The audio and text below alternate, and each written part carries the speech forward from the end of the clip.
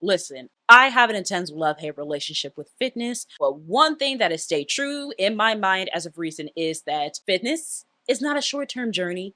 It's a freaking lifestyle. So through trial and error and with that little lesson, I'm finally ready to stop being inconsistent as hell and to get this journey on a roll. And by the end of this video, I hope you do too.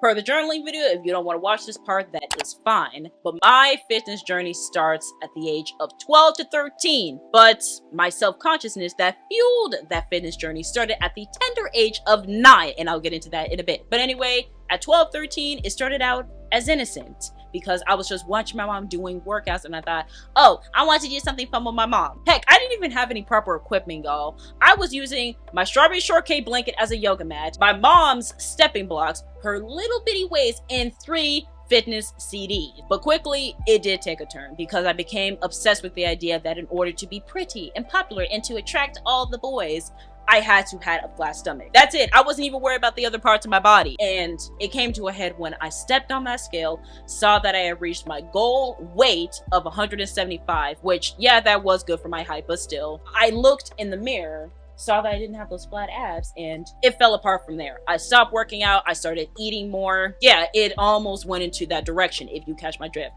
Luckily, it didn't. And this next part right here is what was my saving grace, and it was around 15 to 16 years old, and I had went to the gym with my mom. I think gym culture and just that introduction honestly saved me from what I probably would have done at 15, 16 years old, was just resume that old way of doing fitness back when I was 12 to 13. But after a while, I couldn't go to the gym with my mom because there was only so many times she could take me. So I switched to home workouts. And this became even more of a saving grace because I realized, hey, I can get fit without having to wait for school. And at that time, gym was non-existent. And I could just do this on my own. And then fast forward to 17, 18 years old, around prom season, I was even more motivated because I wanted to look pretty for me.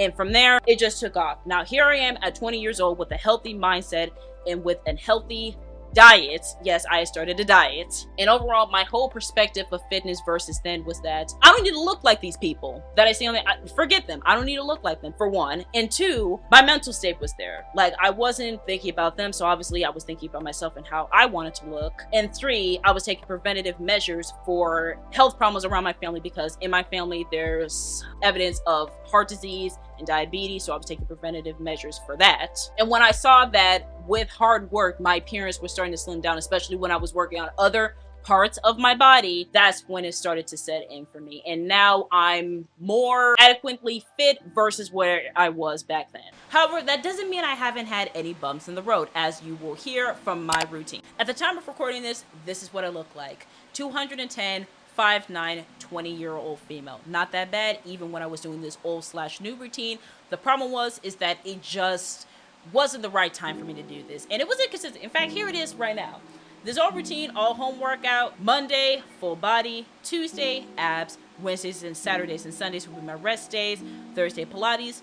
Friday, cardio. Notice how I didn't attach any times to it. That was a big problem because imagine just me coming back wanting to get motivated to work out, but I'm scrolling on the TV for a good 10 minutes, deciding whether or not I want to do 15 minutes of cardio or 20 minutes of abs versus the 5 minutes. So I would just completely lose track altogether. 2, this just didn't work with my work schedule because I was working late at H&M, and the last thing I want to do is, in some cases, hop on the train, not get back until almost midnight, and have to do 20 minutes of abs. And also some days I might not feel like doing full body for every single Monday. So there was no opportunity for me to switch up since I just stuck to this stickler of a, you're gonna do this, you're gonna do that, you're gonna do that. But that didn't work, and it fell apart at the worst time in August when I was at my most unproductive. But now that I have this new job with a steady work schedule, hopefully, and a steady new school schedule, this is my new routine. Monday, I will start it off with dance. Tuesdays and Thursdays will be gym days,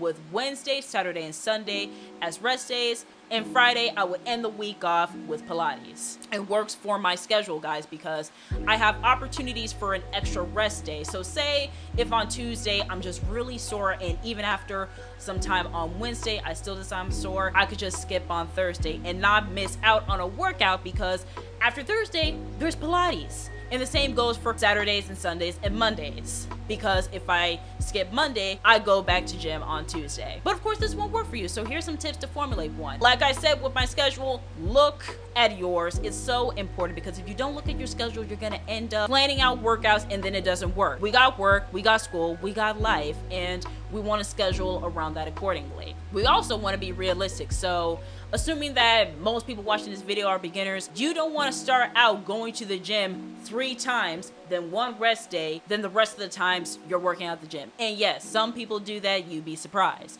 You don't want to do all that as a beginner because you're going to stress the heck out of your body, and that is not good. Heck, as someone who is slightly seasoned at this fitness game, I'm not overworking myself, I feel like. So why in the heck would you? And then on the other side, if you have a routine and you don't want to completely scrap it and you just want to change it, again, look at what's in your schedule and just switch it around accordingly. And of course, if a workout isn't working, then just swap it out for something else. And it doesn't even have to be getting rid of the whole gym day. If you don't want to do legs and glutes on that day, just switch it out with just doing cardio and arms on that day. But again, it ties back to being realistic. Are you really going to do this? And are you stressing the heck out of your body? That's all that it comes to at the end of the day. Whew, that was a lot, but heck, I still feel like giving more advice. So here we go.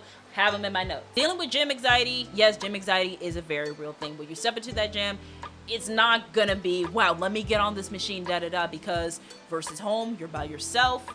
But in the gym, with a whole bunch of other people at different stages of their fitness. That could be very intimidating. But one thing to remember, especially if you're in a positive environment and you're not so happen to be in a gym where it's these jerks that want to film, oh, gym creep and stuff like that. By the way, if you're one of those people, pop the heck off of my channel right now. But if you're in that good environment, that's a great start because you'll feel more at ease. But of course, the gym anxiety will always come in. So one thing to know is that no one cares or no one is looking at you. The only time that someone might come to you is to ask you a question about the equipment, or as, hey, if you're using it, wash your stuff around. That's probably the only time that they'll ever really talk to you. But for the most part, everyone's just trying to do their workouts. Take a couple of deep breaths, meditate if you have to, so you can get into a stable and easy mind. And if that still isn't working, incorporate that, but also look at gym times, because there are certain times where people will go to the gym. Most people are willing to go to the gym around nighttime or the afternoon, so that means that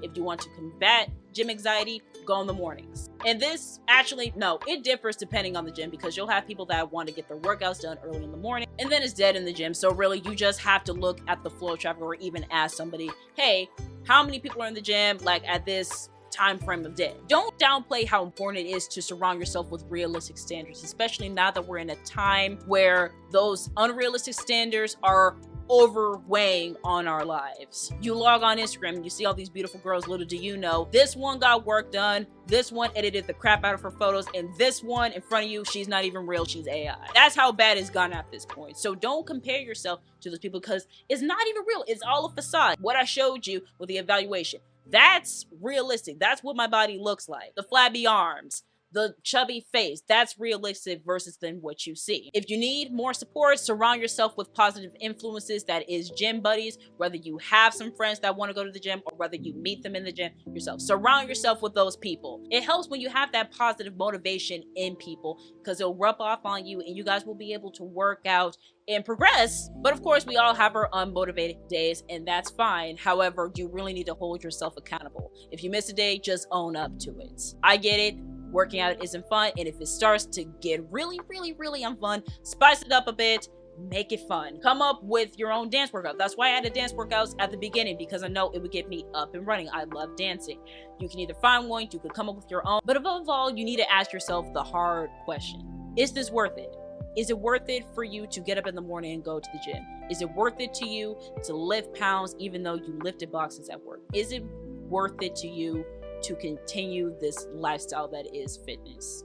If you can answer that question and you can be truthful, everything is easy peasy lemon squeezy. And before I end this video off, I just want to say that as a human, you're not gonna look the same as the person next to you, but you're still worthy. You're different, and that is perfectly fine. For your fitness lifestyle, it doesn't have to start the same as anybody, and it doesn't have to look the same. Heck, you could start today, tomorrow, next week, or 2 years from now. It does not matter. What matters at the end of the day is that you started for you and you only. Don't forget to like, comment, subscribe for more awesome content, and I will see you in the next one.